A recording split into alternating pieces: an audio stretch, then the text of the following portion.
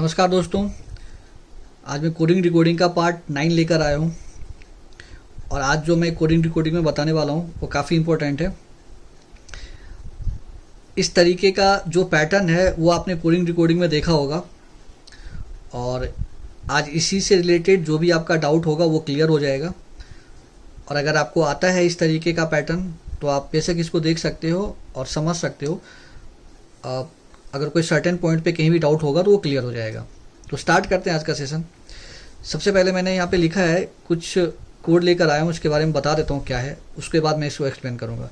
In a specific code language hope to see you is coded as RESONADI। Please come to see the party as FIGENADIKEZO। कहने का मतलब left side में ये जो दिया हुआ एक सेंटेंस है, ठीक है, राइट साइड में उसको इस तरीके से कोड करा गया है। लेफ्ट साइड में दिया हुआ है, राइट साइड में उसको इस तरीके से कोड करा गया है। होप टू कम एज, इसको इस तरीके से कोड किया गया है। तो इसी तरीके से सेंटेंस दिया है लेफ्ट साइड में और राइट साइड में इसको कोड किया गया है। अब इस पैटर्न को समझते हुए और इसके जो भी दिया हुआ है वर्ड है उसका कोड क्या होगा, सर्टेन कोड क्या होगा, उसको निकालते हुए कुछ क्वेश्चन दिया हुआ है उसको सॉल्व करना है। जैसे पहला क्वेश्चन में कहा जा रहा है कि प्लीज का कोड क्या होगा। पहले आपको पैटर्न को फाइंड आउट करना है, इसको समझना है और एक एक वर्ड का कोड समझना है। उसी तरीके से प्लीज का कोड क्या होगा ऑप्शन में बताना है। फिर सिमिलर नीचे वाले क्वेश्चन में क्या कहा जा रहा है, in this code language party is coded as. Party का कोड क्या होगा, पार्टी इज कोडेड एज, और यहाँ पे ऑप्शन दिया हुआ है। उसी तरीके से नीचे प्लीज सी यू, इस तरीके का कोड दिया हुआ है। तो सबसे पहले हम लोग क्या करेंगे, पहले यहाँ से इस पैटर्न को समझते हैं और एक एक वर्ड का कोड फाइंड करते हैं। उसके लिए मैंने क्या किया है, मैंने इस तरीके से लिख लिया है पहले जो दिया हुआ है। होप टू सी यू, इसका कोड यहाँ लिख लिया है। Please come to see the party, इस तरीके से। अब क्या करना है, इसमें कुछ लोग क्या करते हैं, इसको राउंड करते हैं, इसको स्क्वायर बॉक्स में डालते हैं। आप जैसा चाहे वैसा कर सकते हो। मैं इसमें सिर्फ कट लगाऊंगा। जो भी कॉमन वर्ड होगा लेफ्ट साइड और जो भी कॉमन वर्ड होगा राइट साइड, उसको मैं कट लगा लूंगा। उसके बाद मैं एक क्वेश्चन को सॉल्व करूंगा। तो सबसे पहले मैं देखता हूँ होप कहीं आया हुआ है। देखो यहाँ पे आया हुआ है होप, यहाँ पे आया हुआ है, फिर होप यहाँ पे आया हुआ है, ठीक है। उसी तरीके से टू को देख लेते हैं। टू यहाँ भी आया है, यहाँ भी आया है और यहाँ भी आया है, ठीक है। उसी तरीके से सी को चेक करते हैं। सी यहाँ भी आया है, सी यहाँ भी आया है और कहीं सी है, सी इस वाले सेंटेंस में भी आया हुआ है। यू को चेक करते हैं। यू कहीं और आया हुआ है क्या, यू कहीं नहीं आया हुआ है, हाँ आया हुआ है। फर्स्ट में आया हुआ है एंड फोर्थ में यू आया हुआ है, ठीक है। अब उसी तरीके से सेकेंड वाले सेंटेंस में हम देखते हैं कम कहीं और है, तो देखो सेकेंड में है और इसमें कम है। उसी तरीके से द कहीं है तो है, द आपका इसमें है सेकंड में और लास्ट वाले में है। उसी तरीके से प्लीज कहीं दिख रहा है क्या, प्लीज कहीं कहीं नहीं है, ठीक है। उसके बाद दिया हुआ है पार्टी, पार्टी है, पार्टी कहीं और है, हाँ यहाँ पे है पार्टी सेकंड वाले में और लास्ट वाले में पार्टी है। तो मैंने इस तरीके से कट लगा लिया, ठीक है। प्लीज कहीं दिख रहा है, प्लीज कहीं नहीं दिख रहा है। बाकी सारा कोड यहाँ पे कॉमन आ चुका है। तो जितना भी कट मैंने लगाया लेफ्ट साइड में, जितना कॉमन आया है, कट लगाने का बेसिकली मतलब है कॉमन है ये। उसी तरीके से राइट साइड में भी जो एलिमेंट लिखा हुआ है उसका भी उसी तरीके से उतना ही नंबर ऑफ कॉमन इस साइड भी होगा, ठीक है। तो हम निकाल लेते हैं पहले। आर ई कहीं दिख रहा है, हाँ है। आर ई फर्स्ट है और लास्ट में दिख रहा है, और कहीं आर ई दिख रहा है, नहीं दिख रहा है। एस ओ कहीं दिख रहा है, तो फर्स्ट वाले में एस ओ दिख रहा है और थर्ड वाले में एस ओ दिख रहा है, और कहीं एस ओ है, नहीं दिख रहा है। फिर एन ए देखो, एन ए आपका फर्स्ट में है, सेकंड में है। फिर डी आई फर्स्ट में है, सेकंड में है। सिमिलर आगे चलते हैं, चेक करते हैं। एफ आई, हाँ एफ आई सेकंड वाले में है और लास्ट वाले में। फिर के ई कहीं दिख रहा है, के ई कहीं नहीं है, ठीक है। उसके बाद जेड ओ देखो सेकंड में है और लास्ट वाले में जेड ओ है। फिर उसके बाद जी को चेक करते हैं। जी है थर्ड वाले में, सेकंड वाले में जी है, ठीक है। एन ए कहीं दिख रहा है, एन ए कहीं दिख रहा है, हाँ एन ए है, एन ए इसमें दिया हुआ था।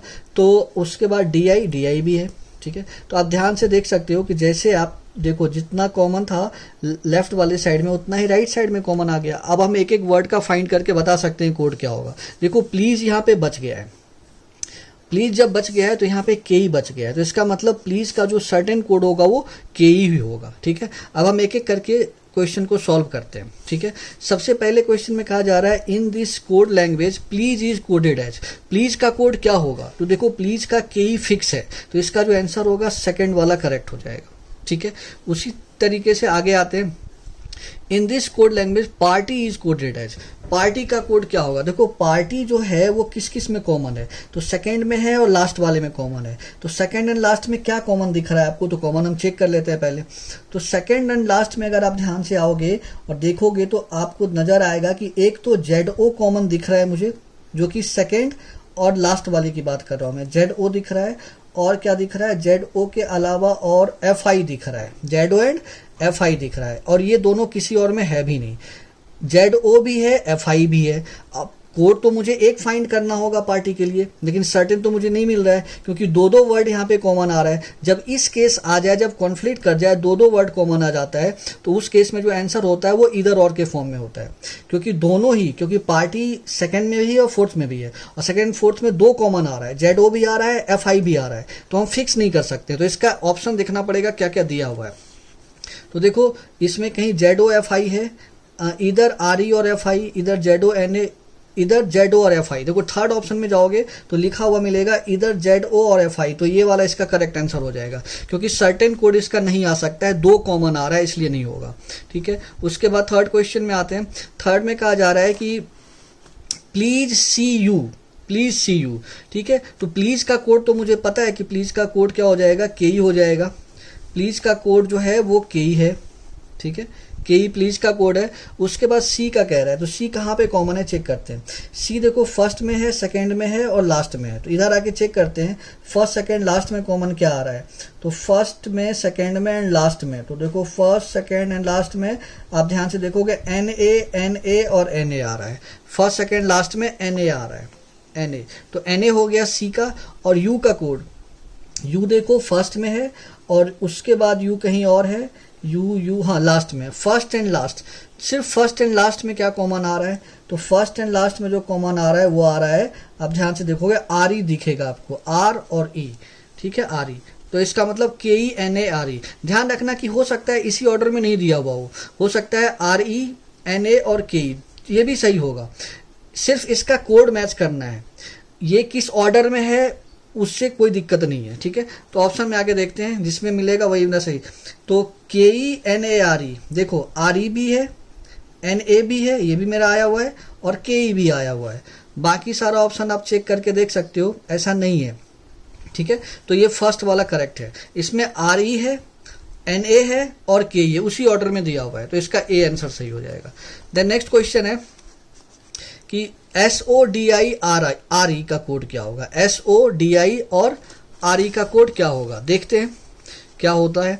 तो सबसे पहले क्या करना है आपको, इसमें पहले लिख लेता हूं मैं यहाँ साइड में, निकालना है मुझे SO का, उसके बाद RDI का, और उसके बाद RE का कोड निकालना है, RE का। ठीक है, तो देखो जो राइट साइड है उसको लेफ्ट साइड में आके चेक करते हैं। SO कहाँ पे कॉमन है पहले चेक कर लेते हैं। SO मेरा फर्स्ट में दिख रहा है SO, और फिर थर्ड वाले में SO दिख रहा है, फर्स्ट एंड थर्ड में SO है। तो फर्स्ट एंड थर्ड में इधर कॉमन क्या है, तो फर्स्ट एंड थर्ड में अगर आप ध्यान से देखोगे तो आपको दिखेगा होप दिख रहा है। फर्स्ट एंड थर्ड में क्या दिख रहा है, होप दिख रहा है। लेकिन एक चीज और दिख रहा है, 2, लेकिन 2 सेकंड में भी तो है, लेकिन मेरे से क्या पूछा जा रहा है, SO, और SO सिर्फ किस में है, फर्स्ट थर्ड में, तो इसका मतलब होप हो जाएगा। ठीक है, होप हो जाएगा SO का। उसके बाद DI का कोड देखो फर्स्ट में है, सेकंड में है और थर्ड में है, तो DI first second third. Left side में आके देखते हैं फर्स्ट सेकंड थर्ड में क्या आ रहा है, फर्स्ट सेकंड थर्ड में 2 आ रहा है ना, 2, तो 2 हो जाएगा DI का कोड। उसके बाद RE है, RE फर्स्ट में है और RE किस में है, लास्ट में है। फर्स्ट और लास्ट, फर्स्ट एंड लास्ट में क्या कॉमन है, तो फर्स्ट एंड लास्ट में अगर आप ध्यान से देखोगे तो U दिखेगा आपको, है ना।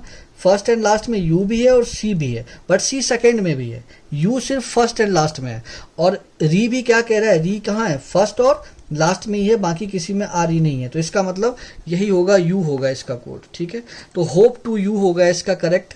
देख लेते हैं कोई ऑप्शन है, होप टू U, और आपको सिर्फ चेक करना है इसका कोड, ऑर्डर मैच नहीं करना है।